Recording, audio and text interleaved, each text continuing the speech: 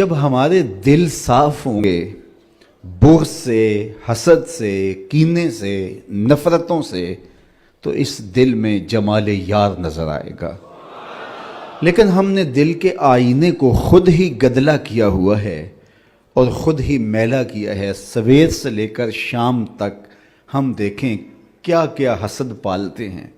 شریکہ برادریاں ہماری الگ ہیں، باہمی رقابتیں الگ ہیں، لوگوں سے دشمنیوں کے بت الگ پال رکھے ہیں، نفرتوں کے شیش ناک بھنگار رہے ہیں، اور عجیب ہماری تلخ زندگی ہے اور اس کی تلخیاں خود ہماری زندگی کے سکون کو لوٹ چکی ہیں۔ اگر ہم چاہتے ہیں کہ ہماری زندگی خوشگوار گزرے، ہماری زندگی کے اندر ٹینشن نہ ہو، ہماری زندگی طمانینت کا مرقع بن جائے، تو سب سے پہلے اپنے دل کو کدورت سے صاف کرنا ہوگا، دل کے آئینے کو مصفہ کرنا ہوگا، اندر کی دنیا کو مزکہ کرنا ہوگا۔ کوئی جھاڑو لے کے دل نگر میں بھی آؤ، گھر تو سوار کے رکھتے ہو، لیکن ذرا دل کی گلیوں میں بھی کوئی جھاڑو لگاؤ۔ گھروں میں تو چراغاں کرتے ہو، کوئی پیار کا دیا یہاں بھی روشن کرو۔ نفرتوں کے بت توڑو، ایک دوسرے کے قریب ہو جاؤ، اور جب مومن کے لیے، اہل ایمان کے لیے تمہارے دل نرم ہو جائیں گے تو دیکھنا کہ تمہارا رب تم پر کتنی رحمتیں نازل فرماتا ہے۔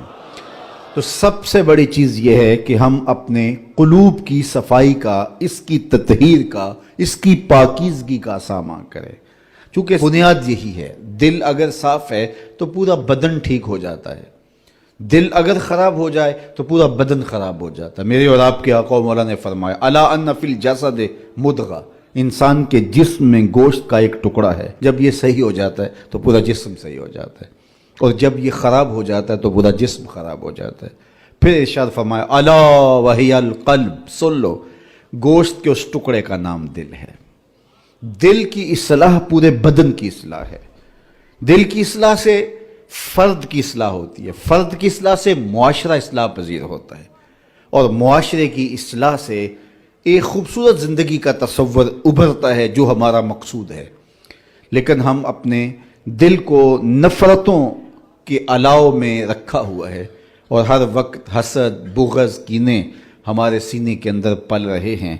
کسی کو اللہ کوئی دولت عطا کر دے، کسی کو عزت مل جائے، کسی کو شہرت مل جائے، تو ہم خام خواہ کی آتش غیظ و غضب میں جل رہے ہوتے ہیں۔ تو اپنے دل کی پاکیزگی کا سامان کرنے کی ہمیں تلقین کی گئی ہے۔ تو فرمایا یہ صحیح ہو جائے تو پورا جسم صحیح ہو جاتا ہے۔ بلکہ حضرت رومی علیہ الرحمہ نے تو قلم توڑ دیا، دل بدست آور کے حج اکبرست، از ہزاراں کعبہ یک دل بہترست، کعبہ بن گاہے خلیل اطہرست، دل گزر گاہے جلیل اکبرست۔ کہا دل کو قابو میں لے آ، یہی حج اکبر ہے، ہزار کعبے سے ایک دل بہتر ہے۔ کہا اس لیے کہ کعبہ حضرت ابراہیم خلیل کی گزرگاہ ہے، دل رب جلیل کی گزرگاہ ہے۔ اور اگر کعبے بھی چلے گئے، دل ہی صاف نہ ہوا تو وہ کیا، کسی نے کہا تھا نا، کعبے گیا گل نہیں مک دیجئے، دلوں نہ مکائیے۔ تو اس کا صحیح ہونا پہلی شرط ہے۔ دل کی اصلاح پورے بدن کی اصلاح ہے، اس کی ستھرائی پورے بدن کی ستھرائی ہے۔ تو اس لیے اس کو قابو میں کرو، یہ کائنات ہے۔ ہمارے صوفیاء پہلی توجہ دیتے ہی دل پہ ہیں۔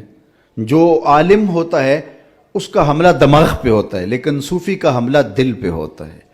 وہ سمجھتا ہے دل ٹھیک ہو گیا تو پورا بدن ٹھیک ہو جائے گا۔ دل کی اصلاح پورے بدن کی اصلاح ہے۔ صوفیاء اس کو کائنات صغیر کہتے ہیں، چھوٹی کائنات۔